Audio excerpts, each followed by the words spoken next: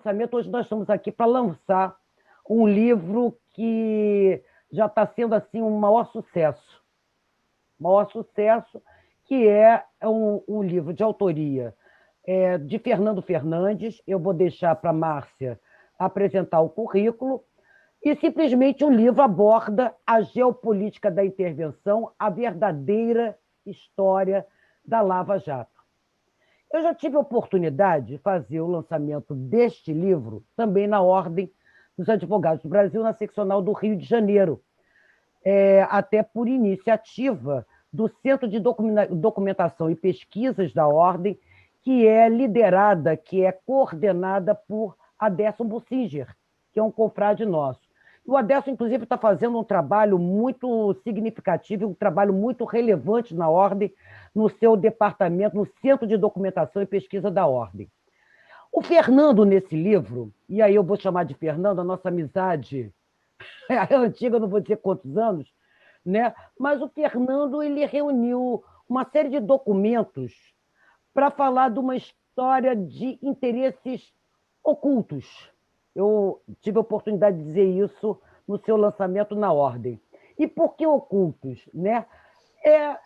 Entre Estados Unidos, um acordo que hoje a gente entende que é um acordo Petrobras, né? e Estados Unidos, para simplesmente, né, justificar, né, a Lava Jato, né, como uma via, e muitos ainda continuam acreditando nisso, de ser a única via a combater a corrupção. E Fernando fala com a autoridade de quem viveu essa história, até porque ele viveu como advogado. Né? A prática, alguém já dizia isso, a prática como critério da verdade. E é exatamente isso.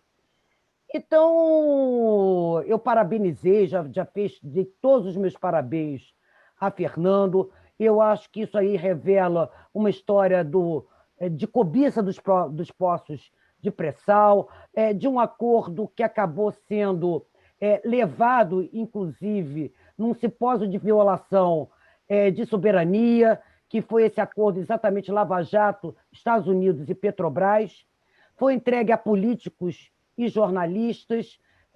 A Intercept Brasil, inclusive, cumpriu um relevante papel no sentido de colocar uma série de matérias, uma série de reportagens que foram intituladas na época como Vaza Jato e que revelaram algumas arbitrariedades ou ilegalidades cometidas pelos membros da Força Tarefa. Então, assim, vou ser comandados, oh, meu Deus do céu, eu tenho que ter cuidado, né, porque eu estou falando para criminalistas. Então, mas, enfim, né, onde tem um envolvimento, e aí melhor falará Fernando Fernandes e os demais, do então juiz Sérgio Moro. Pois bem, eu acho que a maior importância desse livro e de outros livros, como aquele que nós lançamos recentemente, né, do Jorge Folena, é exatamente a gente recuperar a história, né? A história e a verdade. Recuperar a história e a verdade é falar de reparações e de responsabilizações, né? É buscar responsabilidades. E para falar melhor sobre o tema, além da apresentação que será feita por Fernando Fernandes, nós trouxemos, né, Lênin Streck, que dispensa apresentações, mas eu vou deixar, né, Márcia Diniz, que vai ser a nossa mediadora, para falar um pouco, né, no currículo do Lênin, a gente vai passar, enfim, se for falar do currículo do Lênin, nós vamos falar de Geraldo Prado, nós vamos passar, enfim, né, o evento todo lendo o currículo dos dois e mais do Fernando. Então, eu vou deixar vamos dizer, essa coordenação dos currículos com Márcia Diniz, que é a nossa mediadora. E, além disso, nós estamos também contando com a presença do nosso segundo vice-presidente, doutor Sidney Sanches, que já se ofereceu gentilmente para me substituir alguns segundos enquanto eu corro para falar na Comissão de Direito do Trabalho e retorno para esse evento, porque o evento é imperdível.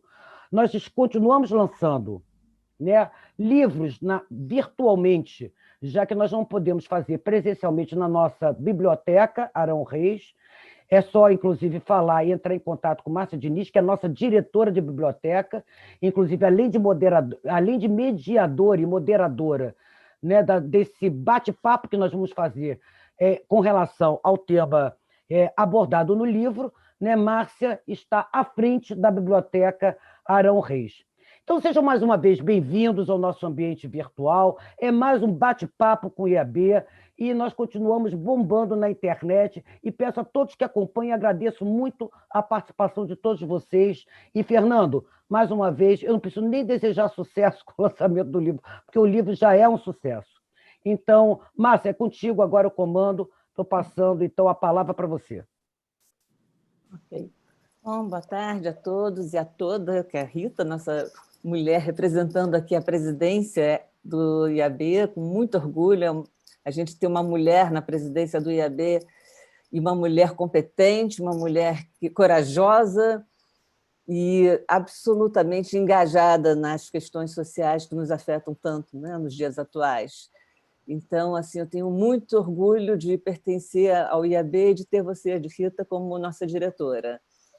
E também nesse momento, né, Fernando, eu já te falei antes, mas vou repetir agora, eu fiquei assim, muito bem impressionada, eu gostei demais do teu livro, eu estou super feliz de você estar lançando esse livro aqui com a gente, porque quando você me mandou, até expliquei, eu deixei 3 dias pegando ar, só tive 2 dias, então fiz uma leitura muito en passant, mas o que eu li, eu gostei muito. O que eu gostei muito? Tanto eu como o Fernando muito mais, atuamos na Lava Jato, o Lênio também teve participações como parecerista, Geraldo, e a gente, desde o começo, a gente sabia que não podia ser uma coisa somente de um juiz de Curitiba. A gente sabia que existia uma influência internacional, que existia um interesse americano, né, desde antes da Lava Jato, como o Fernando coloca muito bem no livro, né? Ele conta a história do interesse americano aqui no Brasil, na América Latina, desde muito antes, fala das operações anteriores, mas, durante a Lava Jato, isso ficou muito evidente, pelas proporções que a Lava Jato tomou, pelo apoio que ela teve, não só popular, mas apoio do próprio Supremo, né? Em ocasiões inesperadas. A gente não, eu, pelo menos, não, acho que nenhum de nós esperávamos que o Supremo avaliasse tanto as condutas do Moro e corroborasse tudo que foi feito na Lava Jato. O STJ, a gente, enfim, também não tinha tanta esperança, mas a gente tinha esperança no Supremo. E as coisas não aconteciam, e a operação foi crescendo, e as violações foram crescendo, né? Eu achei muito interessante, Fernando, que você começa citando o Sobral Pinto, né? E você fala do Sobral Pinto também na petição que você fez para o Paulo Roberto, em razão das condições que ele estava encarcerado, né? Aquela petição famosa do Sobral Pinto. E eu me lembrei muito do Sobral Pinto lendo o seu livro pela tua coragem, Fernando, porque você falou tudo o que a gente achava, documentou, estudou o assunto e nos trouxe um livro, uma colaboração, não só para o direito, aliás, uma colaboração histórica, uma colaboração para a política, para a história. Como doutor em ciência política, não poderia ser diferente, mas o que o livro tem assim, de muito atraente é que é um livro para todo mundo, não é um livro para juristas. É um livro que fala perfeitamente bem, evidentemente, das questões de direito, mas é um livro, Fernando, que é multidisciplinar. E ele entrou para a história já. Primeiro, porque foi o primeiro livro que teve a coragem de fazer as revelações que você fez. Tá? Então, isso já é uma coisa assim, excepcional. Segundo, Fernando, porque o livro é bem escrito, é bem documentado, é um livro realmente que vai entrar para a história, é um livro que vai servir de subsídios para muito do que ainda vai se falar e ainda vai se revelar, né, do que se transformou a Lava Jato no país, o que se transformou o bolsonarismo, enfim, tudo que está por trás desse movimento imenso, né, que hoje em dia nós temos, infelizmente, né, no Brasil, um poder absolutamente focado, montado nesses artifícios, né, que você tão bem colocou no seu livro. Para falar, eu coloquei como ordem de fala uma coisa mais ou menos aleatória, mas deixando o Fernando, que é o autor, para falar por último. Então, eu queria que o Geraldo começasse, tá, a falar do livro, fazer os seus comentários.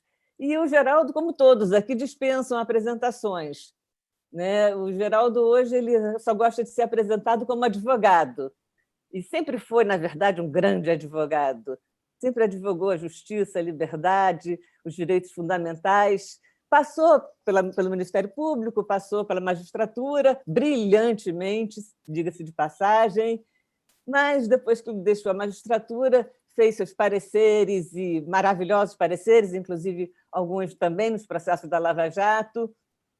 E hoje ele se apresenta como advogado, que é o que ele sempre foi, e hoje assumiu essa condição maravilhosa de ser um colega nosso. Geraldo, eu vou te dar a palavra sem mais demoras, porque eu sei que você tem muito a acrescentar. Por favor, Geraldo. Super obrigado, meu cordial boa tarde a todas e a todos. Peço desculpas pelo meu atraso na chegada, estava num evento na Escola da Magistratura. Eu agradeço muito, Márcia, as palavras, lembrando Carnelucci, advogados astro, né? A voz de quem pede ajuda, porque é uma honra para mim, enorme, ser advogado. É uma honra enorme, imensa honra. Eu começo cumprimentando a nossa queridíssima presidente do IAB, já era fã dela desde a faculdade, embora mais nova do que eu era calouro dela lá na UERJ. O fato é esse, a verdade histórica tem que ser restabelecida, e Rita foi uma militante daquele grupo de grandes militantes na época do enfrentamento pelo fim do decreto 477 e pelo restabelecimento das liberdades também de organização e associação estudantil em geral e nas universidades públicas principalmente. Ali comecei a admirar a Rita, e daí em diante o fato da Gisele ser juíza do trabalho, da Rita atuar lá, nos aproximou bastante. Fico muito feliz de ser presidido por você, Rita, no IAB. Márcia dispensa qualquer tipo de referência, porque já falei tanto de Márcia, falei no nosso último encontro, lembra, Rita? Em homenagem à Márcia Diniz ali, foi minha advogada no momento em que o Tribunal de Justiça resolveu que me puniria pelo teor de uma decisão. Lênin Streck é meu mestre, é o constitucionalista brasileiro de referência no mundo, é um militante absolutamente corajoso, não apenas pela democracia, mas também pela república e por um mundo mais harmônico, por um mundo de pessoas que buscam entendimento e não a separação, e não a construção de barreiras e a manutenção de formas de subordinação. E queridíssimo Fernando Fernandes, meu irmão mais novo, Fernando Fernandes, eu vou contar aqui em segredo para vocês que o Fernando, agora eu já o liberei disso, mas durante muito tempo o Fernando esteve proibido de falar comigo nos finais de semana, porque ele é muito agitado, Rita. Ele é muito agitado, então ele nos agita de uma tal maneira que ele deixava o final de semana perdido ali. Então eu proibi, de sexta-feira às 18 horas até segunda-feira às 8 da manhã, você está proibido de falar comigo. Mas isso apenas para manifestar o grande carinho e admiração que tem por Fernando. Falarei também de uma outra passagem logo no início, mas quero cumprimentar também o queridíssimo Sidney, que está aí. Sidney recebeu meus cumprimentos. Então, vou voltar ao Fernando e vou iniciar a fala.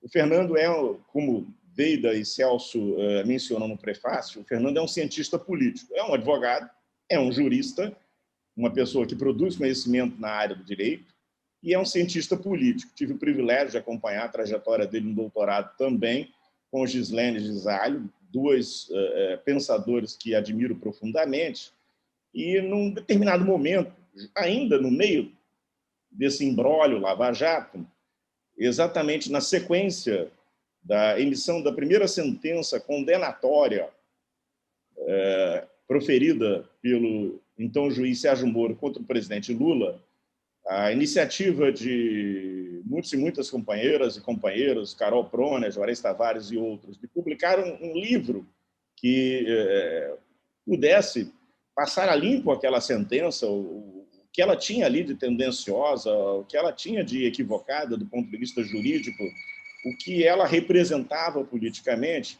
eu fiquei com a honra de fazer o prefácio ali daquele livro. E coincidiu com um episódio histórico para todos nós, também muito importante, que é o resultado, não digo da primeira grande pesquisa desenvolvida pelo Fernando Fernandes, mas daquela que foi a mais impactante, que se caracterizou pela investigação, pelo acesso do doutorando, do investigador Fernando Fernandes, às gravações dos julgamentos no Superior Tribunal Militar. Gravações que ficaram mantidas sob reserva, sob sigilo absoluto durante muito tempo.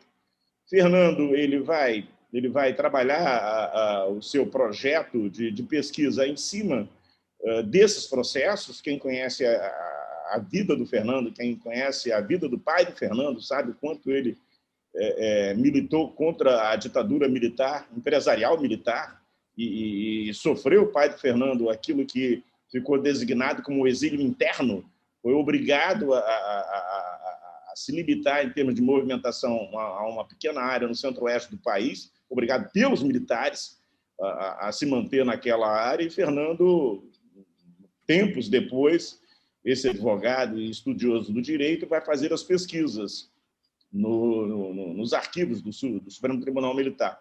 E aí acontece algo, os acidentes que beneficiam os investigadores, isso é real. Por algum vacilo de cuidado, Fernando tem, então, acesso às gravações, ainda em fita cassete, dos julgamentos, gravações que, a rigor, não poderiam ter sido entregues a ele.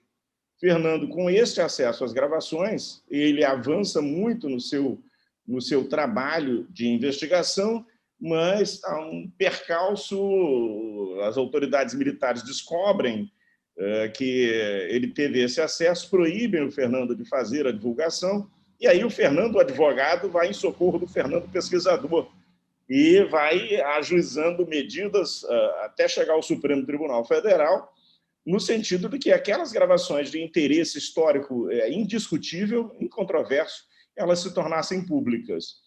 Pois bem, naquela exata semana da emissão da sentença, da primeira sentença condenatória de Sérgio Moro contra o ex-presidente Lula, o Fernando obtém a definitiva vitória no Supremo Tribunal Federal. E essas fitas são, então, tornadas públicas, e uma delas traz um julgamento em que um general diz aos demais julgadores: olha aqui, não me interessa se ele é inocente ou culpado. Isso não nos interessa. O que interessa é que ele não sairá daqui absolvido, ele só sai daqui condenado, com a lei ou contra a lei. Essa passagem do general, não exatamente nesses termos, mas com esse sentido, eu reproduzo, então, no prefácio. No prefácio ao livro Comentários numa Sentença Anunciada, prestando também ali uma homenagem ao Fernando, que advogou, como ele revela no Geopolítica da Intervenção, advogou naquele processo, advogou na defesa do presidente do Instituto Lula, prestando homenagem ao Fernando, mas também revelando algo que é muito importante. O contexto, muitas vezes, a conjuntura, mais do que o contexto, a conjuntura, muitas vezes, nos sufoca. A conjuntura parece que tem a capacidade de nos calar, mas não há algo que consiga calar a verdade histórica por todo o tempo. Não há algo que tenha o poder absoluto de suprimir as vozes dissonantes. Isso já se sabia há séculos, mas isso foi objeto de vários estudos pelos estudiosos das políticas da memória. Na sequência do fim da ditadura Franco na Espanha, há trabalhos belíssimos que exploram isso, que exploram um silenciamento de 4 décadas e que explode com a revelação de cemitérios clandestinos, de crimes praticados pelos... Alô? Eu congelei, gente? Não, desculpa. Eu estou ouvindo bem. Perdão. Teve um momento de congelamento na minha tela aqui, desculpem. De crimes praticados pelos não apenas pelos militares, pelas forças parapoliciais espanholas e por civis aliados ao grupo que empoderava o Francisco Franco. A memória a memória dissidente, a memória não oficial, a memória não memorialista, a memória não das grandes obras arquitetônicas, etc., mas a memória que é experimentada pela comunidade, essa memória divergente, essa memória dissidente, essa memória oprimida, em algum momento ela vem à tona. Nem sempre há tempo de reparar o dano causado pela opressão. Nem sempre há tempo de reparar o dano causado pela opressão, mas ela vem. Com o primeiro trabalho de Fernando, muitas daquelas personagens já haviam morrido. Praticamente nenhuma delas foi responsabilizada à luz do direito internacional pelas atrocidades praticadas no Brasil entre 1964 e 1985, muitas das quais nós, como estudantes, Rita, eu e outros tantos, presenciamos. A Ordem dos Advogados do Brasil sofre um atentado brutal, e as bancas de jornal no Rio de Janeiro, bancas de jornais no Rio de Janeiro, etc., etc. Eu creio que a geopolítica da intervenção ele vai surgir num contexto um pouco diferente, porque ele é, ao mesmo tempo, uma memória, como disse Márcia Diniz, uma memória de um episódio dramático e trágico para toda a sociedade brasileira, mas não necessariamente interpretado assim por grande parte dessa sociedade. Ainda há muitos apoiadores de práticas de sistemática violação de direitos e garantias sob a rubrica de combate à corrupção via Lava Jato. Isso que se tornou um título difícil que acaba encorpado, ganha uma dimensão quase singular, como se a Lava Jato existisse, como se existisse algo que nós pudéssemos encontrar em algum lugar e designar pela expressão Lava Jato. Esse foi um mérito também do ex-juiz Sérgio Moro e de alguns daqueles procuradores da República. Eles conseguiram criar, com a aparência de algo real, algo que não existe, algo que no mundo real efetivamente não existe, mas, embora não tenha a realidade corpórea, tem a capacidade imensa de produzir danos, de provocar situações, de causar vítimas, de comprometer até mesmo um futuro de médio prazo, esperamos que não de longo prazo, da sociedade brasileira.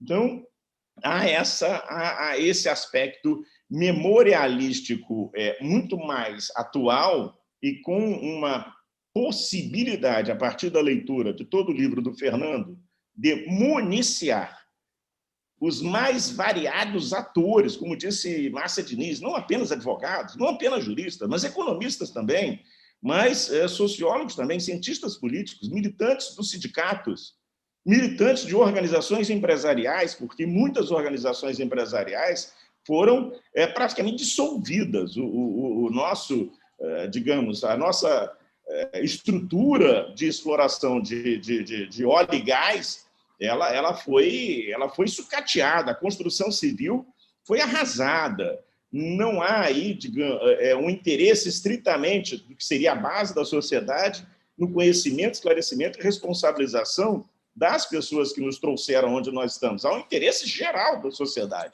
há um interesse geral. Então, esse sentido memorialista, ele está presente. Mas eu queria, porque muitas vezes, quando se faz uma crítica a práticas intervencionistas, a resposta do outro lado é: você está do lado da corrupção. Eu queria, nesse momento, nos próximos 5, 7 minutos, para concluir a minha fala, contextualizar a obra do Fernando, fazer uma referência, Márcia falou do Supremo Tribunal Federal, fazer uma referência ao capítulo 14 de toda a obra, o capítulo que talvez mais toque sobre a responsabilidade do Supremo Tribunal Federal no Estado a que chegamos, mas dizer o seguinte: do ponto de vista da criminologia contemporânea, existem 2 ângulos pelos quais nós podemos observar e atuar sobre o fenômeno da corrupção. Existe uma abordagem democrática sobre a corrupção, que considera aí a corrupção dos grandes conglomerados, das grandes corporações, na sua relação com o poder político, de tal modo que essa situação de circulação de ativos de origem ilícita entre os dois lados, entre as grandes corporações e o poder político, compromete a democracia, afetando a capacidade da maioria da população se ver representada nos órgãos institucionais de representação. Muitos de nós estranhamos por que o Congresso Nacional não reflete, em sendo, em tese, representativo, não reflete de forma simétrica a divisão social, a divisão de grupos e classes que nós identificamos na sociedade. Muito disso tem a ver com a captura do universo político pela corrupção. Então, há textos excepcionais de Ferraioli, de Zaffaroni, do Rivera Beiras, de vários autores brasileiros que olham a questão da corrupção por este ângulo de comprometimento das democracias. Mas se há isso, e é importante para discernir, para estabelecer uma diferença entre a Lava Jato e esse olhar sobre a corrupção, se há esse olhar ele parte de duas premissas. A primeira delas, a democracia é ascensional. A democracia parte da base da sociedade para o topo. Portanto, a democracia ela se constrói não a partir do interesse das elites, mas a partir do interesse da maior parte da população vulnerável. E o segundo lugar, e a segunda premissa que nossos queridos investigadores, pesquisadores lá de Sevilha trabalham tanto, desde o Guerreira Flores, passando pelo Davi Sanches Rubio, é de que a gente não pode permitir um uso distorcido da noção de direitos humanos, isto é, empregar a noção de direitos humanos para eliminar garantias, para suprimir garantias, para violar sistematicamente direitos. Então, a visão que se tem do fenômeno da corrupção neste contexto e por esse ângulo, ela é compatível com o reforço das garantias. Ela é compatível com o fortalecimento dos direitos, não apenas no âmbito estritamente dos direitos do processo penal, do direito penal, mas também nos direitos sociais. Então, é uma falácia afirmar que a sociedade democrática não tem pessoas que se incomodam com a corrupção ou que pensam. Há um trabalho excepcional com textos do Morrison, do Zaffaroni, do Ferraioli, do Rivera Beiras, como eu falei, que tem o seguinte título: Crimes de Estado e Crimes de Mercado, e que perspectiva a corrupção pelo ângulo democrático. Mas há um segundo ângulo, e é esse segundo ângulo que aparece privilegiado pelas ações que, ao final, são reunidas sob símbolo de Lava Jato, que é o do lawfare, que é o do movimento do capitalismo internacional extraordinariamente mais organizado e potencializado, selvagem, violento, que atua contra as economias nacionais das sociedades emergentes, que atua e atua usando por cima do pano, por baixo do pano, fazendo valer tudo que lhe interessa fazer valer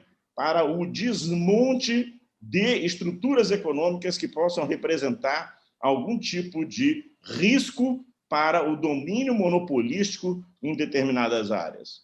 A questão, quando a gente pensa a instrumentalização da lavagem, de que maneira que os Estados Unidos atuam no Afeganistão? De que maneira os Estados Unidos atuam no Iraque? Sem lavagem, é impossível que as instituições norte-americanas tenham atuado lá. Mas a lavagem que interessa a eles combater é aquela que desmonta empresas nacionais de países emergentes para favorecer os interesses econômicos de outros países. Então, neste cenário, por este ângulo, as ferramentas de atuação e os mecanismos de cooptação de pessoas e instituições operam de maneira diferente àquela outra em que se enxerga também a corrupção como uma questão séria, como um fenômeno a ser tratado, a não ser esquecido, mas, pelo lado de cá, eu tenho uma orientação, e essa orientação, hoje, Fernando nos mostra outros, hoje, pelos resultados, é muito fácil ver. quando empresas como a Odebrecht se viram obrigadas a ceder empresas do grupo Odebrecht que faziam ciência de ponta, de alta tecnologia, para os norte-americanos, para outros países, no contexto de uma asfixia econômica provocada por um mecanismo de arresto, sequestro, de verdadeiro confisco alargado, injustificável, sem base legal, sem absolutamente critérios que os justificassem a esses confiscos, nós vemos aqui tem um movimento de desequilíbrio, um movimento de intervenção. E eu cito aqui, para terminar, o capítulo 14º, por quê? Porque o Fernando vai explorar nesse capítulo e colocando frente a frente decisões de vários ministros do Supremo Tribunal Federal, particularmente do relator, quase que natural da Lava Jato, e do ministro Gilmar Mendes, ministro Luiz Edson Fachin e ministro Gilmar Mendes, o que seria de se esperar, eu, pelo menos, tinha essa expectativa, Márcia Diniz menciona isso muito claramente na nossa apresentação, o que seria de esperar? Olha aqui, isso aqui é um freio, o Supremo Tribunal Federal ele não vai endossar essas violências sistemáticas contra o direito, não importe o quanto de respaldo midiático haja. Há uma passagem aqui importante, citada no capítulo 14, em que o Fernando Fernandes ele reproduz um trecho do voto do ministro Gilmar Mendes que faz referência ao...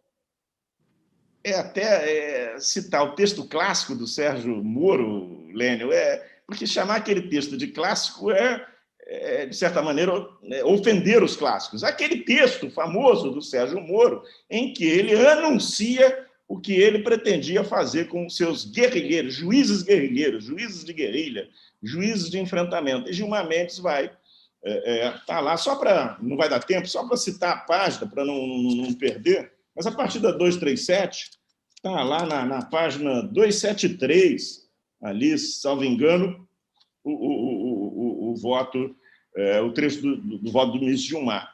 E o que eu quero dizer para encerrar? A sociedade ela pode e deve se defender sozinha, mas nós chegamos a um nível de complexidade da vida em que as instituições elas não podem, numa democracia como a nossa, se calar, se submeter ou recusar o papel de serem as defensoras da democracia. Sem as instituições reagindo, sem as instituições colocando um limite ao arbítrio, é muito difícil para qualquer sociedade hoje enfrentar um processo que é um processo que também é um processo de convencimento. É a coisa mais louca que tem, né? Quanto pior, fica pior, mas as pessoas vão lá como se fosse quanto pior, melhor, e vão seguindo.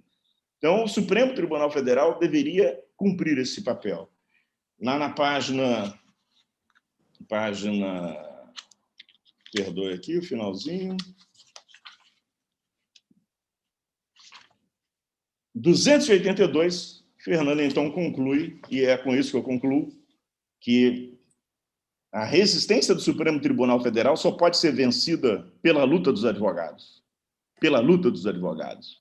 Os advogados foram alvo também bastante significativo, talvez não prioritário, mas bastante significativo, das violências sistemáticas praticadas contra a Constituição, contra os tratados internacionais.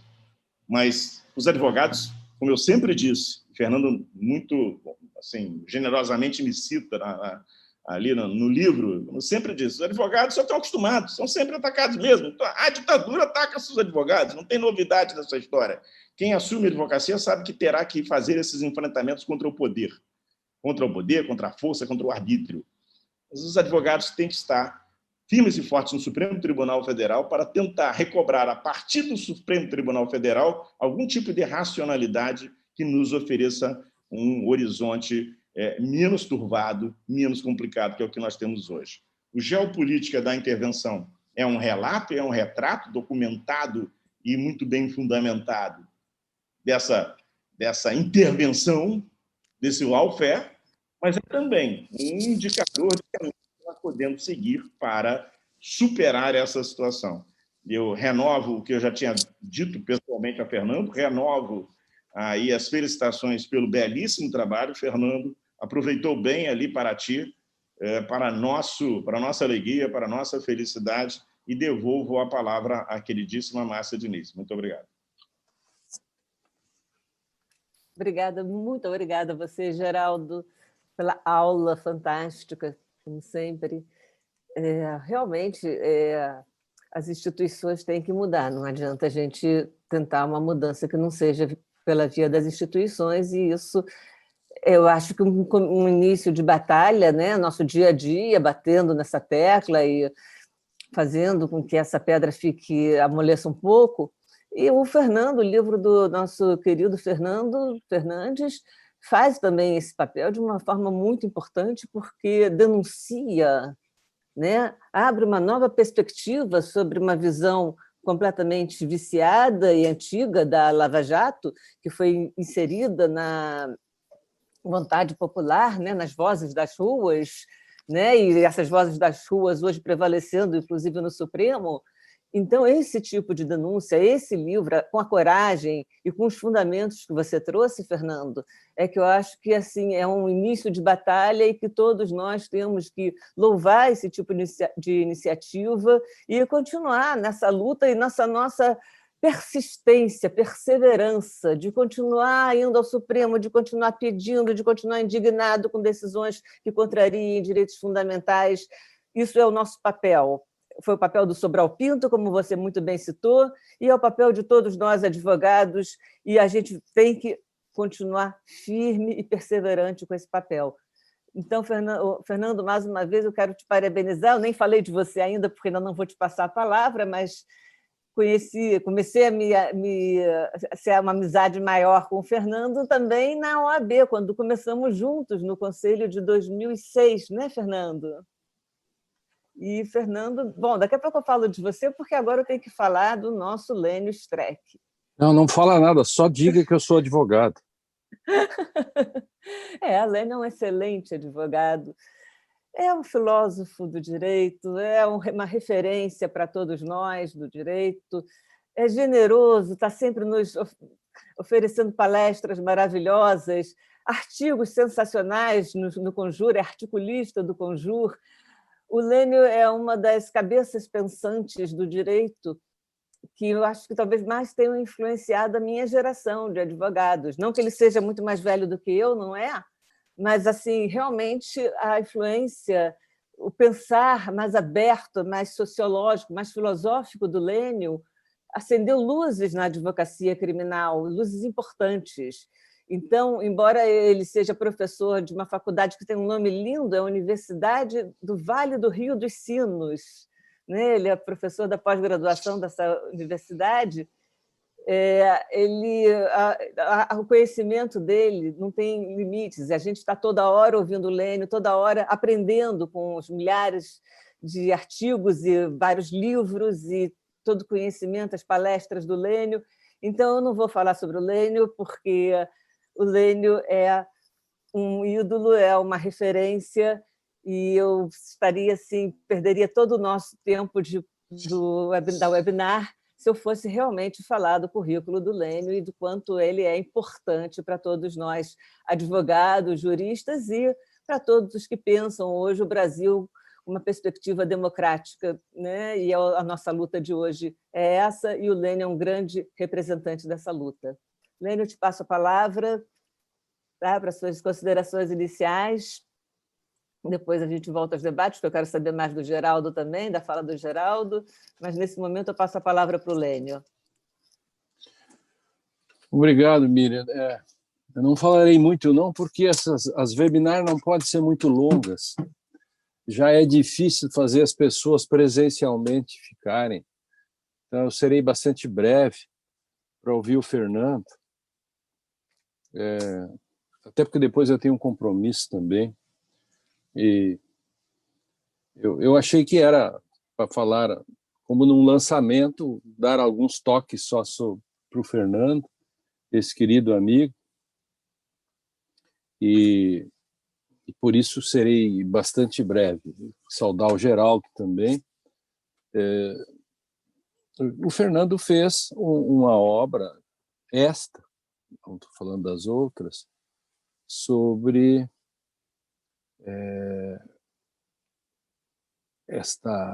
este acontecimento traumático brasileiro que é a Lava Jato. E Fernando faz, então, história do direito também.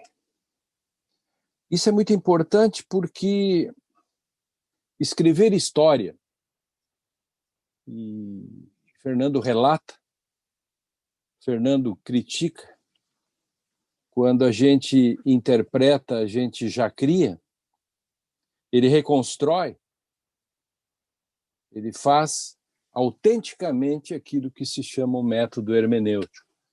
Fernando Fernandes, ele revolve o chão linguístico, escava o chão linguístico,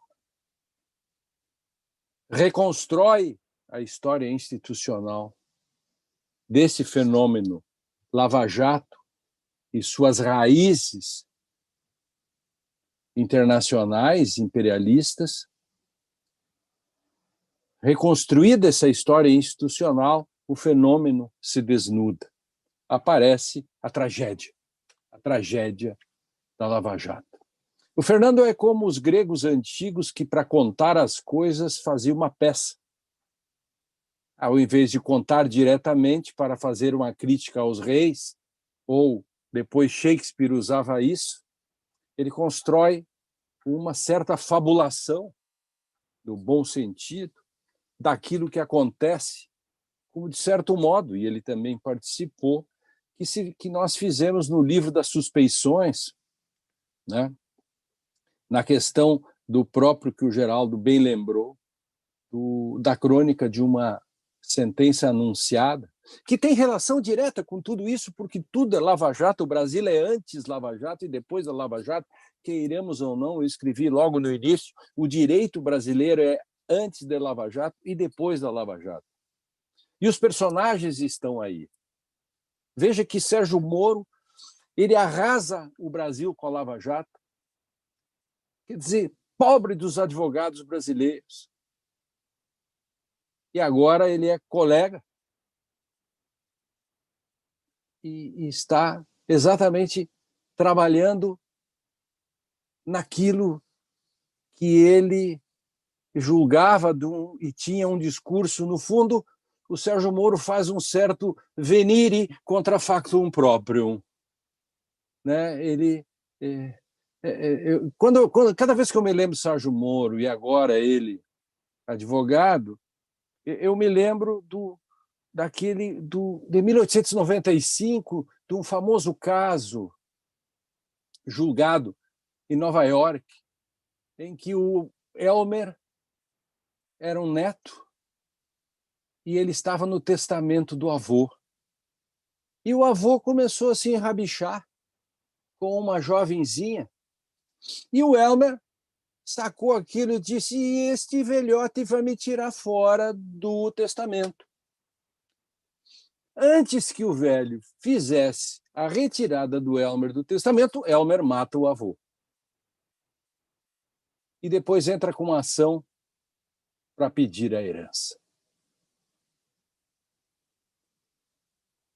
Ainda bem que o tribunal negou, porque a tese foi: ninguém pode se beneficiar de sua própria torpeza.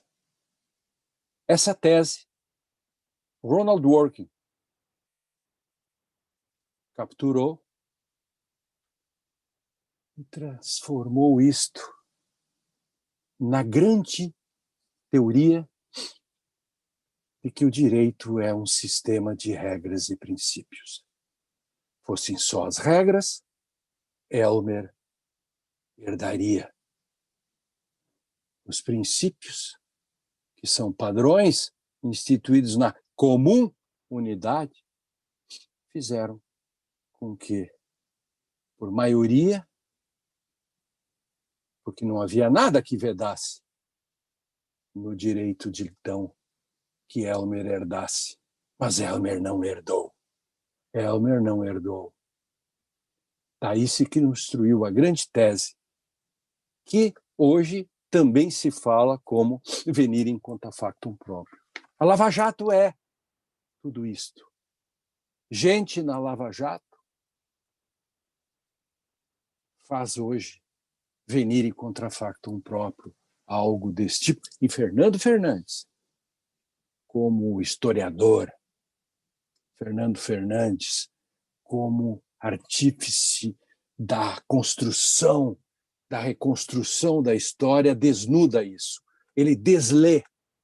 Fernando Fernandes faz a desleitura das entranhas, dos subterrâneos da Lava Jato e das tragédias que a Lava Jato fez. O simbólico do que representou a Lava Jato. Fernando Fernandes sabe muito bem, e eu sou fã de dois autores alemães, assim, nesse momento, entre tantos alemães, mas eu sou fã do Michael Stolleis e também do Bernd Ritters.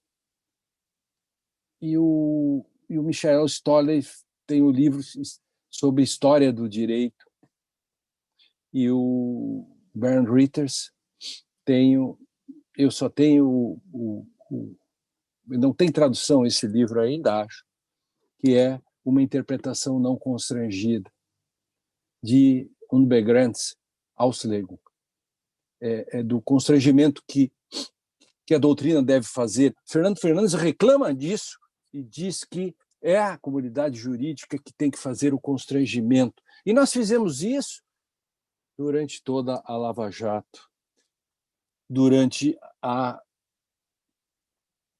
presunção da inocência. Diz o nosso Stolleis, a linguagem depende da realidade, mas muda a realidade enquanto a nomeia. Fernando Fernandes muda a realidade enquanto a nomeia. Quando no conto de Hans Christian Andersen, As Novas Roupas do Imperador, diz o menino, mas ele está nu. Nesse momento, muda-se de repente a percepção. Cabe dizer que o menino faz o imperador nu. Sim, o menino faz o imperador nu. Provoca a quebra da sua autoridade. Eis o que faz Fernando Fernandes. Ele provoca a quebra da autoridade da Lava Jato, do modo como foi feita. As reações dos cortesãos e da multidão que o rodeio demonstram isso.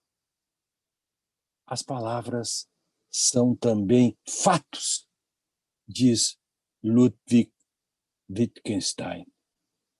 Isso é absolutamente verdadeiro. Não somente a palavra de Deus criou o mundo. Temos incontáveis exemplos cotidianos de que os atos de fala fazem coisas. Como diz John Austin, como fazer coisas com palavras. O livro de Fernando Fernandes ensina de como se faz coisas com palavras. Mas ele também vai mais longe porque ele diz como não se deve fazer coisas e como se desfaz injustiças e como se constroem e como se reconstrói histórias. Histórias que dizem respeito à democracia brasileira. Este livro faz parte já da história e quando o Fernando a reconstrói, ele também a constrói, porque palavras são fatos. Eu não tenho dúvida nenhuma disso. Fernando Fernandes, meu querido amigo, você, ao revolver o chão linguístico, em que estava sentada uma tradição inautêntica, autoritária, você reconstruiu a história institucional do fenômeno e, graças a isso,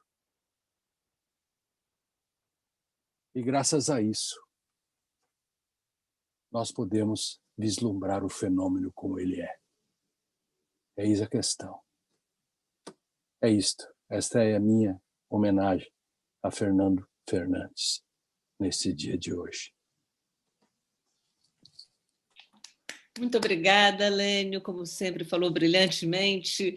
Eu também não vou perder tempo com apresentações do Fernando, porque ele já foi mais do que apresentado aqui. Eu vou apresentá-lo como um grande amigo e querido de muitos anos, um companheiro, né, nas tribunas, nos fóruns, na OAB, um genial colega, esforçado, batalhador, corajoso, estudioso.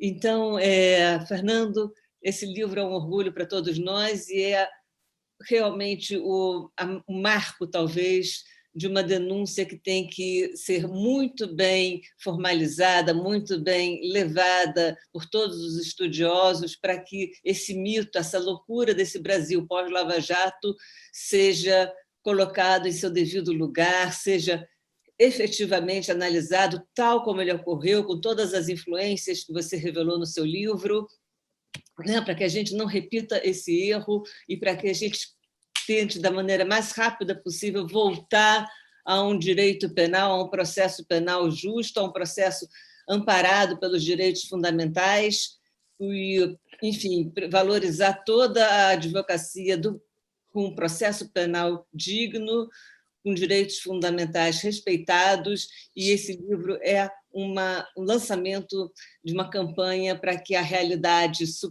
supere essa loucura, essa imagem totalmente distorcida do que foi a Lava Jato, do que é a Lava Jato. E então eu vou te passar a palavra, Fernando, para você fazer as considerações sobre a tua excelente, importantíssima obra.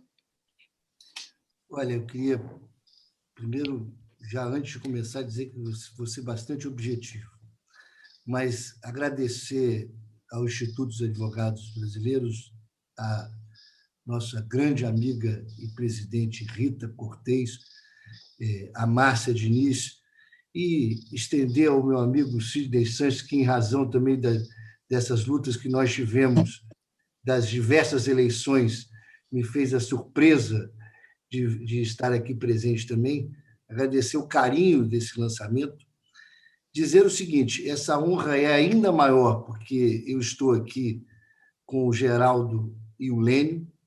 O Geraldo falou, o Fernando é o irmão mais novo.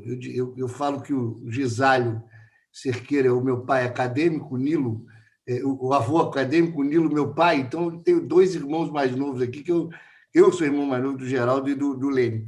Na verdade, uma amizade enorme, uma honra. E eu nem poderia, diante de tudo que foi falado, me estender, porque pareceria você entrar num julgamento e quando o relator diz: eu estou votando a favor, já tem decisão unânime, o senhor quer falar, e você corre o risco de fazer uma sustentação e conseguir algum voto contra ou até o pedido de vista do próprio relator, né?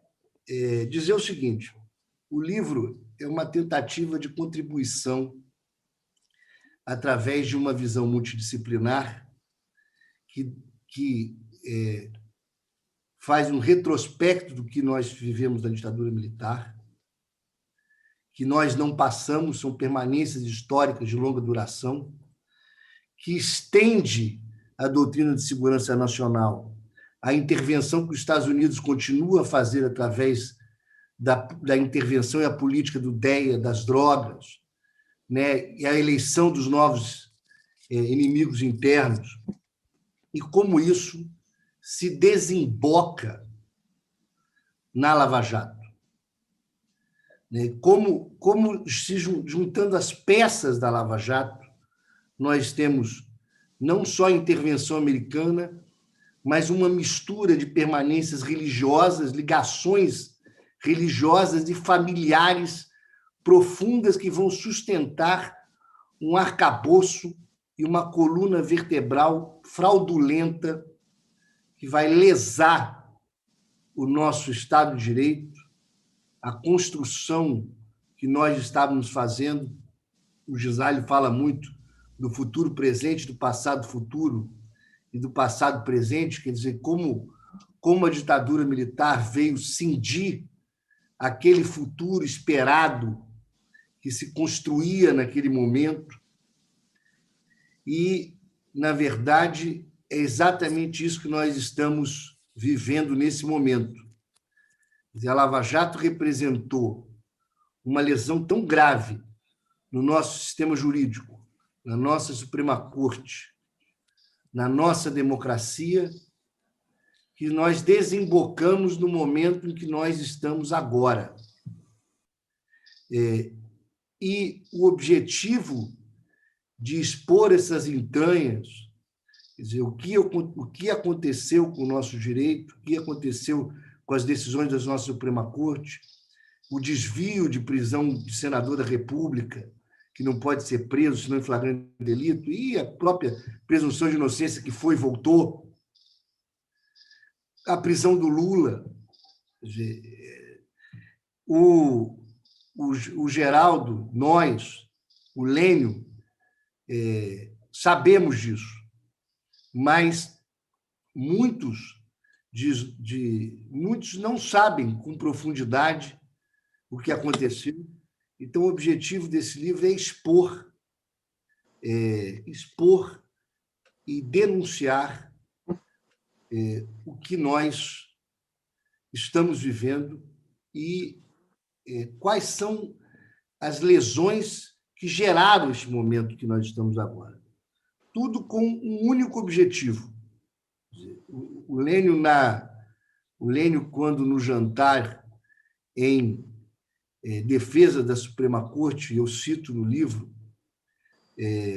ele faz muito claramente a divisão do que é a crítica a decisões e os erros da Suprema Corte, assim como aconteceu com a Olga, a morte, a Olga Prestes, e a defesa que nós temos institucional e da democracia brasileira, quando o Lênio fala sobre a carta que um uruguaio fez a um general brasileiro dando apoio e dizendo que queria ingressar no território nacional para dar apoio à Revolução Farroupilha, se eu não me engano. Isso. E o general diz, quando atravessar o primeiro Uruguai, seremos todos a favor do Império. Essas críticas são críticas... Usaremos o sangue do primeiro que atravessar a fronteira para selar a paz com os imperiais. Muito bem. Então, General Garibaldi. Essa é a divisão clara que nós temos em relação à crítica que nós estamos fazendo e o objetivo que aqueles que erraram façam o que fez o Marco Aurélio de Mello, corajoso, quando chegou no pleno da Suprema Corte, reconhecendo que criou um limite ao habeas corpus que não deveria ter criado, e disse, presidente, se arrependimento matasse, eu seria um homem morto.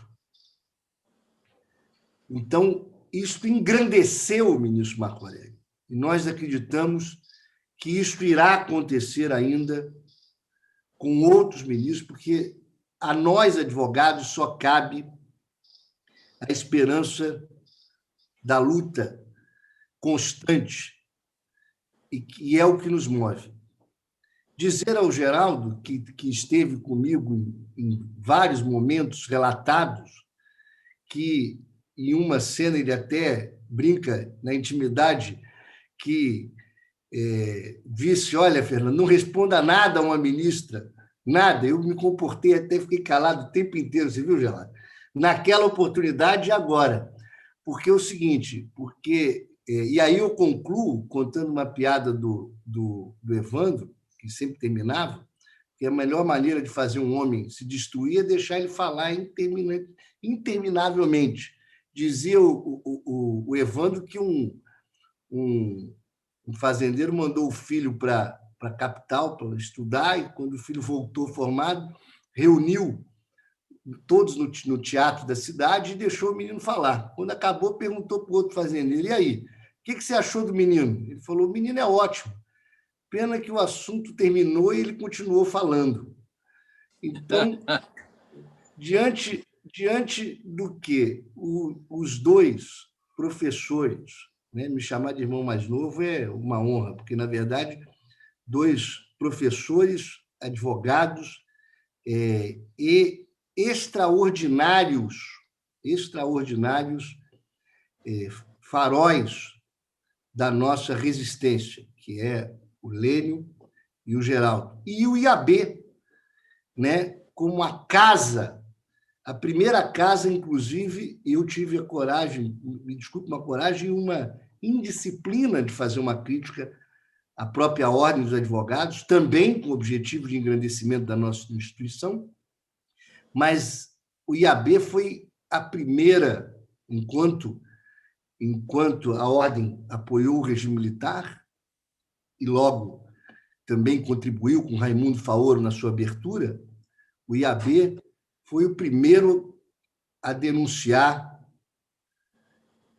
a ditadura, inclusive através de um sujeito de direita, que é o Sobral Pinto, né? E eu me sinto honrado de ter esse lançamento aqui e agradeço profundamente. Deixo a curiosidade para ler o livro, que eu não vou fazer um resumo no livro em um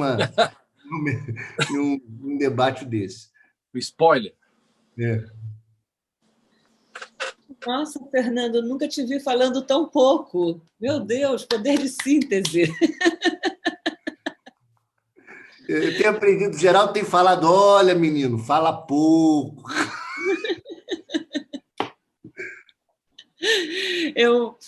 Bom, tem vários comentários no chat, tá? Eu vou só passar um especial que o Márcio me mandou também aqui por WhatsApp, o Márcio Barandia, que é o presidente da nossa Comissão de Direito Penal do IAB. Ele está te cumprimentando pela importância da sua obra, tá? Agradeço ele. Um grande abraço. Agradeço ele e faço uma homenagem toda especial ao Antônio Carlos da Gama Marandier, que mora eternamente no nosso coração. Além de um advogado espetacular, um homem carinhoso, e o Márcio é herdeiro também dessa educação, desse carinho, e por isso ele herda o amor que nós temos ao pai. Olha, todas as homenagens ao nosso querido e saudoso Barandia. O Márcio também cumprimentou aos demais palestrantes, especialmente o Geraldo e o Lênio, e enfim, a todo o webinar que ele está assistindo aqui. Ele está assistindo em Búzios, tá? E ele sempre me cobra, Fernando, a tua entrada na nossa Comissão de Direito Penal, né? Porque você circula por lá e tal, mas não está. Né? Pois é, então, imediatamente, você tem que ser designado para a nossa comissão. Eu estou precisando sair, mas eu não estou querendo. Eu já mandei 3 recados aqui. Ó. Me dá mais 10 minutos que eu já estou indo para a Comissão de Direito do Trabalho. Fica, Rita. Como o Geraldo deve falar todo dia para a Gisele, direito do trabalho é muito chato. Fica aqui que está mais interessante. Não. Faça isso. Não diga isso. Não diga isso, nossa Denise. Olha, eu vou deixar vou dar um beijo em todos vocês, mas eu pretendo ainda voltar. Pretendo voltar.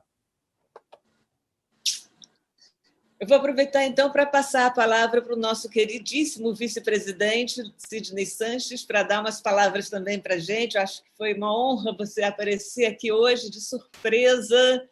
Estou muito feliz com a sua presença. Sidney é um queridíssimo amigo, um advogado brilhante, atua na área de direitos autorais, especialmente, né, e também de direito digital, é de uma competência extraordinária, e hoje, enfim, escreve artigos fantásticos, escreveu um agora, recentemente, sobre a LGPD e o direito europeu. Enfim, Sidney é um talento também, além de ser um grande amigo, tanto meu quanto do Fernando, e nos deu a honra agora de participar dessa webinar. Sidney. Bom, primeiro, né, um prazer estar aqui com vocês. Foi uma vinda totalmente inesperada. Na verdade, tinha entrado antes para dar um abraço em vocês, especialmente no Fernando. Enfim, né, pelo carinho, proximidade, a história que a gente construiu aí nesses últimos anos. Já não são nem últimos mais, né, Fernando? Já são vários anos, né? Se a gente for contar, já é melhor não contar, né? Mas o fato é que estou assim, muito feliz de ter tido essa oportunidade, de ter continuado aqui com vocês. O Fernando é uma trajetória, né, espetacular, enfim, assim, como diz o Geraldo, uma energia impressionante, né, Geraldo? Porque, enfim, tem que ter fôlego para aguentar o Fernando, né? Enfim, em qualquer lugar, seja encontrando no aeroporto, seja indo almoçar, seja para conversar sobre direito, enfim, a energia é fundamental para poder suportar, enfim, essa capacidade de produção impressionante, né? Enfim, então, não é à toa que, né, que a gente se deparou agora com essa obra fantástica, enfim, importantíssima. Acho que a gente passa, na verdade, por não sei se resgate é a palavra adequada, enfim, mas nessa releitura que tem que se fazer nosso passado presente, né, enfim, do que aconteceu nos últimos anos é fundamental. Acho que a obra do Fernando tem até essa finalidade.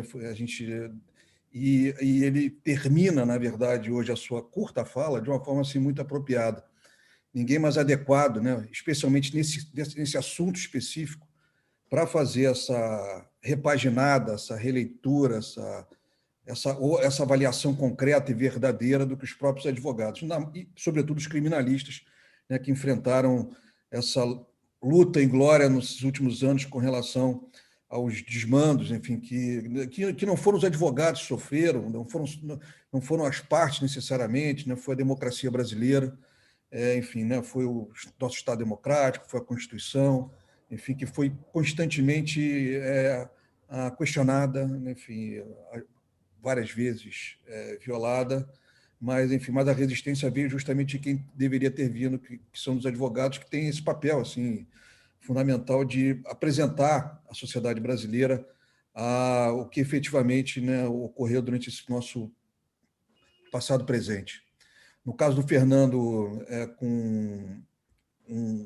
o requinte é maior, né, porque o Fernando, não só por ter tido uma experiência profissional direta e própria, mas por esse trabalho que ele de estudo, dentro da ciência política que ele vem fazendo nos últimos anos, enfim, o trabalho junto aos depoimentos no Superior Tribunal Militar é maravilhoso, né, enfim, e eu acompanhei, enfim, né, toda a luta dele, enfim, né, para que todos esses depoimentos se tornassem públicos. Então, Fernando, parabéns 1000 vezes. Enfim, acho que a gente vai conversar muito sobre o que você escreveu, que outras obras se desdobrem da sua, ou seja, é importante, na verdade, criar uma massa crítica de depoimentos, informações, doutrina, estudos, enfim, porque esse período histórico ele vai ser muito marcante sempre para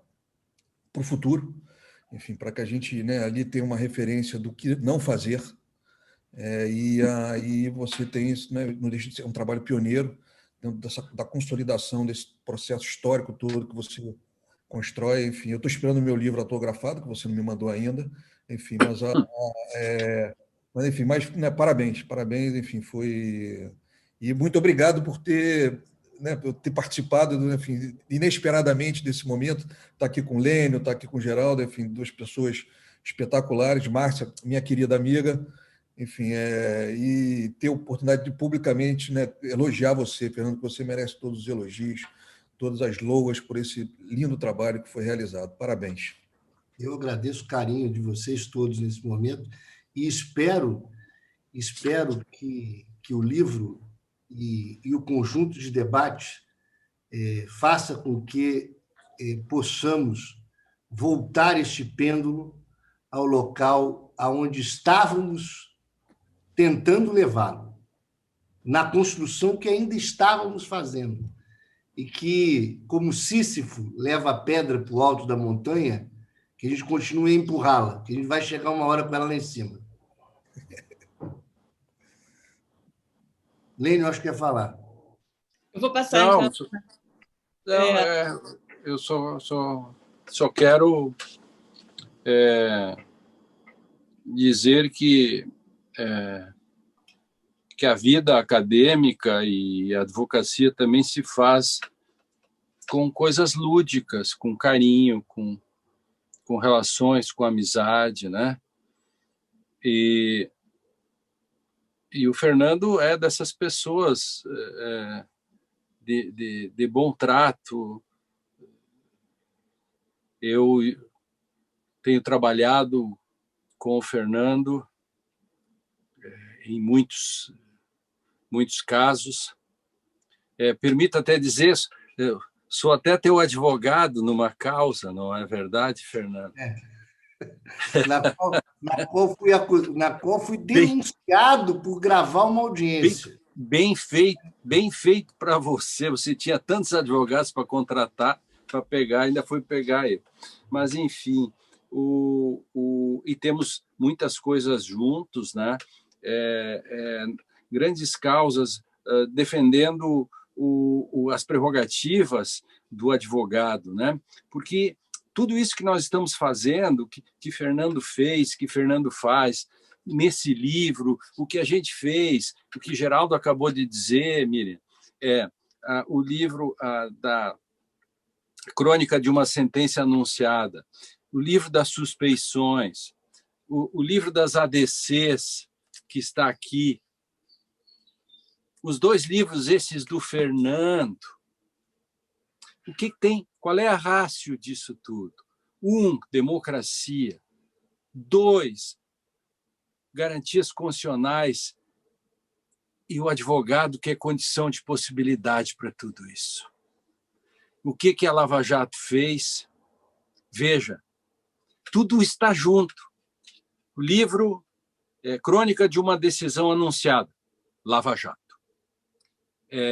Suspeições, Lava Jato. Relações obscenas. Relações obscenas, Lava Jato.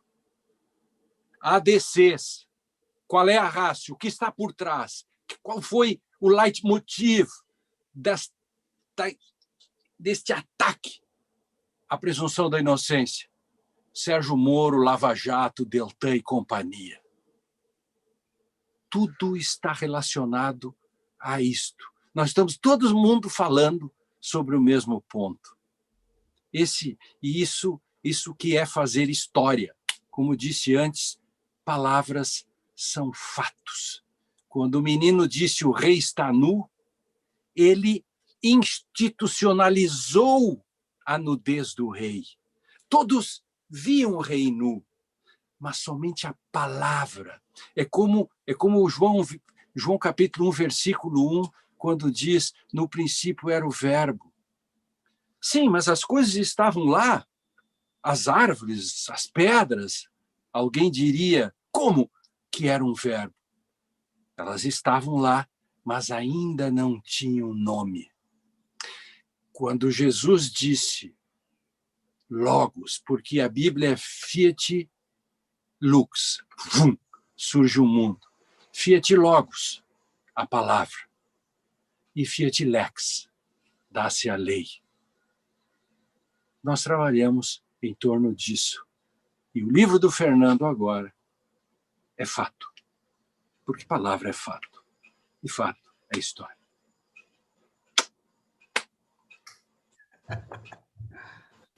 Genial. Muito bom, muito bom. Bom, Fernando, eu ainda vou fazer uma rodadinha assim, final, até para que nossos queridos convidados nos finalizem brilhantemente, como sempre, as suas falas. Eu, antes de mais nada, queria dizer que o presidente da mesa agora é o Sidney, né, representando a Rita, então vai caber o encerramento ao Sidney, mas, de qualquer maneira, eu vou manter... Fernando, na verdade, eu estou assim, um pouco frustrada, porque eu tinha assim, um monte de perguntas para te fazer sobre o livro, né? Mais sobre a intervenção americana, queria saber muito mais sobre como é que chegamos ao bolsonarismo, a relação do Moro, da Lava Jato com o bolsonarismo. Vou te pedir para você dar mais uma palhinha sobre isso, porque eu acho muito importante, porque o livro é... primeiro, para a gente chegar ao livro, a biblioteca do IAB, né, está aí gratuitamente com 2 livros anteriores que são fundamentais para chegar ao livro, que é o Voz Humana, Defesa perante os Tribunais da República, que é sobre a abertura dos arquivos de 64 e a defesa de presos políticos. Esse livro digital está gratuito. E O Poder e Saber, Ideologia e Campo Jurídico. Por que eu falo dos dois? É o seguinte, na verdade, o que nós estamos vendo, um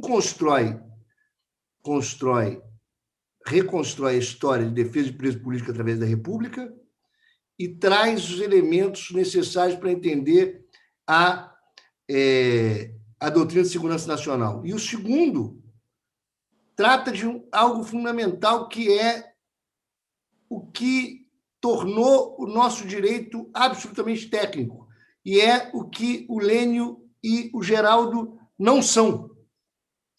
É a vacina, a antítese. Né? Eu trato da questão da reforma universitária de 30, que tirou essas matérias do direito. Se me permite, quer dizer, então, eu vou falar só um pouquinho sobre a questão do livro. Né? Quando se pega a doutrina de segurança nacional, se junta a questão do DEA, e aí chegamos ao documento, quer dizer, vazado pelo Intercept, que é o projeto Pontes, o projeto de doutrinação que segue essa influência americana, e você tem um telegrama da Embaixada Brasileira para os Estados Unidos, relatando a presença de juízes de 26 estados brasileiros.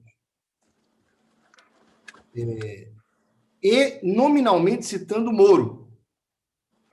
Nós temos ali uma relação direta desses juízes com os Estados Unidos, que, inclusive, termina dizendo o seguinte, o telegrama: foi surpreendente como os juízes se posicionam contra o governo. Quer dizer, juízes federais brasileiros e procuradores se relacionando diretamente com autoridades estrangeiras e se manifestando politicamente. Se relaciona isso com as revelações do Snowden, do monitoramento da Petrobras, do monitoramento da Dilma, do monitoramento da presidente da Alemanha, da França. E aquele telegrama terminando com a notícia de que vamos partir para fases práticas, que é uma força-tarefa, e um caso concreto que eu trago no livro, que se decorreu de um ofício da Embaixada Americana, em que o Sérgio Moro cria uma empresa falsa, determina depósitos falsos e autoriza a Polícia Federal antes de lei que autorizava isso, é um elemento que deixou de ser teoria da conspiração. É um elemento real, concreto dessa influência. Aí, a partir disso, eu demonstro ali essas lesões e esses debates na Suprema Corte brasileira, essas indas e vindas de omissões. Eu acho que eu não conseguirei, neste tempo, substituir o livro em relação a isso, mas, pelo menos, dou uma palhinha da onde a gente pode chegar com o livro. E espero contribuir e estou mais do que honrado, mas envaidecido com esse lançamento e mostrando ao Geraldo também que eu sou um bom aluno, porque aprendi a falar pouco, inclusive ficar calado, entendeu?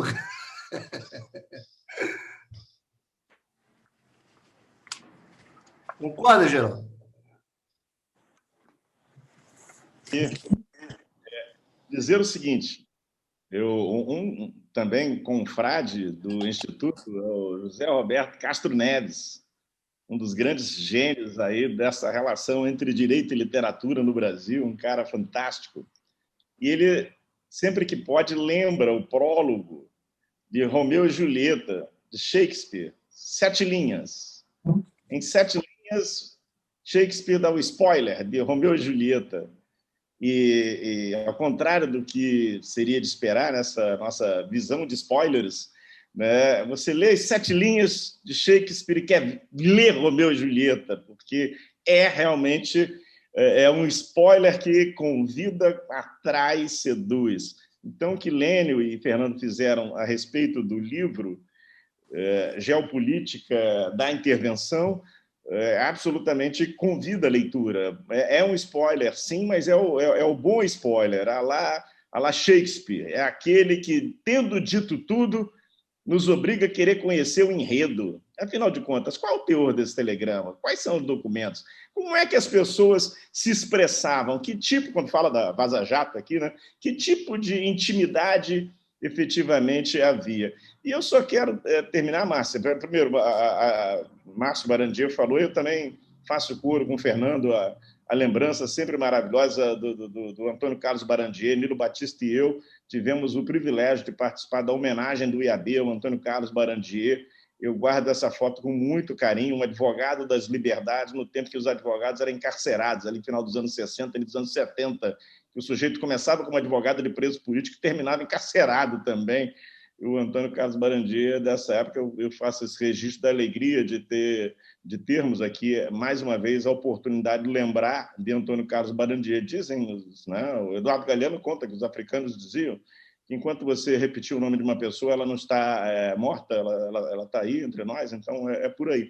Mas eu queria terminando mesmo, fazendo referência a esse segundo trabalho do Fernando, que eu tive o prazer de poder examinar, e Fernando vai buscar ali, Lênio, essa coisa meio do mergulhador que vai buscando as coisas, escafandrista, ele vai buscar nos discursos de Patrone Paraninfo das faculdades de Direito do Rio de Janeiro as falas que comprometem aqueles grandes autores brasileiros daquela época com suas visões autoritárias, que demonstram que eles eram, de fato, para além de autoritários, formadores de gente autoritária. Há uma passagem do Vicente Raul lá, fantástica nesse trabalho. Então, para azar da Lava Jato, o escafandrista, né, o arqueólogo do saber, Fernando Fernandes, estava aí, envolvido já com o tema. Dali, para poder produzir esse livro maravilhoso, foi só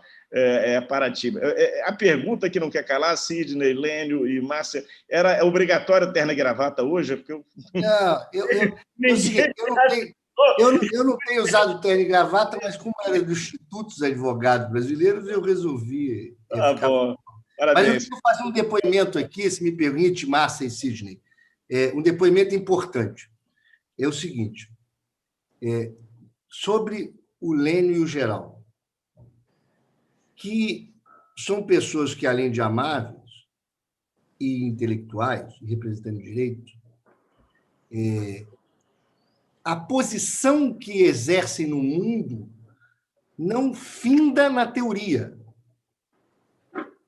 Quando, como advogado, eu estive em situações difíceis, a nossa profissão, e passei a ser atacado em razão do próprio exercício profissional, o Geraldo imediatamente se coloca, assim como o Juarez Cirino, dos Santos, né? E o Lênio também, eu e Lênio eu tenho pago o tributo dessa defesa que temos que fazer uns aos outros, porque nós somos vitimados. Ao mesmo tempo que nós estamos na frente, nós colocamos o peito, somos vitimados, e o Lênio também está sempre disponível aos colegas, e a gente tem exercido anulamos de busca e apreensão de registro de entrada e saída do escritório de advocacia, trancamos investigação de um colega que estava sendo investigado porque impetrou um mandado de segurança. Ou seja, na verdade, é o seguinte, não são só amáveis e intelectuais, são homens de prática e não abandonam na vida prática os colegas e assim defendem a democracia. É só esse depoimento que eu queria dar. Obrigadíssimo. Muito obrigado. Vamos repetir, então, o nome do Antônio Carlos da Gama Barandier muitas vezes, mas, independentemente disso, eu acho que ele estará sempre vivo entre nós, sempre presente, porque foi um amigo marcante, um advogado, um exemplo de profissional, corajoso, valente, amigo, feminista, sempre apoiou as mulheres na advocacia, e nisso, aliás, também o Geraldo é um grande aliado das mulheres. Muito obrigada, Geraldo, por todas as suas manifestações. Eu queria, antes de finalizar, passar a palavra para o Lênio para nos brindar com mais uma de suas falas maravilhosas, espetaculares e profundas, porque, Lênio, realmente a sua fala é completamente admirável para todos nós. Você é um referencial fortíssimo para a advocacia criminal e nós estamos muito orgulhosos e muito felizes por você ter aceito esse convite, participar de mais essa webinar no IAB. Então, eu vou passar a palavra agora, por favor, para você finalizar. Eu queria fazer a participação final, mostrando que tudo está interligado, porque o autoritarismo que vivemos hoje e esse anti-intelectualismo, né? Porque hoje o grande problema é que nós vivemos esta fase em que tudo é relativo e, portanto, as redes sociais, enfim, acabaram substituindo fatos por meras narrativas. Então, quando todo mundo sabe, por exemplo, né, e aí vem a minha frase, aquela questão que acabou gerando o título, Miriam, do livro das suspeições, né? E quando o Fernando Fernandes escreve esse livro, quando nós escrevemos o livro das suspeições e tudo isso, nada como trazer à baila o prêmio Nobel, o John Coetzee, sul-africano, que traz o livro A Espera dos Bárbaros, em que o personagem juiz ele anda por lá, mora lá, ouviu falar de torturas ou algo assim, mas nada fazia, e eis que, prestes a se aposentar, para ir embora, uma noite ele ouve gritos fortes, ele desce dos seus aposentos e vê com seus próprios olhos, porque com os ouvidos já tinha ouvido, que ali se praticava tortura. Ele, um homem tranquilo, queria se aposentar e agora ficou na maior angústia da vida. Ele sabia. E aí vem a questão: o que saber quando se sabe que sabe? Essa é a grande questão, a grande angústia. E por isso que nós temos que todos os dias contar a todos que nós sabemos. Nós sabemos. E agora que nós sabemos, vocês fiquem sabendo e vão ficar com essa carga. O que vocês vão fazer agora que também sabe que sabe? Soframos juntos, portanto. Isto. Super, Lênio. Eu estava imaginando que a Rita voltasse logo, mas ela demorou um pouquinho, está lá na Comissão de Direito do Trabalho. Então, eu queria saber se o Fernando quer fazer alguma consideração final sobre... Já falou muito, né, Fernando? Já não tenho o que falar diante de tantas manifestações e a aula do Lênio e do Geraldo. Fernando hoje é um homem de poucas palavras, graças ao Geraldo. Então, eu vou me despedir de vocês, passando a palavra agora para o Sidney, sem antes, é claro, agradecer, sem deixar de antes, agradecer muito, muito a presença do do Lênio, do Geraldo Prado, meu querido amigo, orientador de mestrado, amigo de tantos e tantos anos, Fernando Fernandes, querido amigo, companheirão de ordem, de trabalho, de tudo. Tá? Foi uma honra imensa.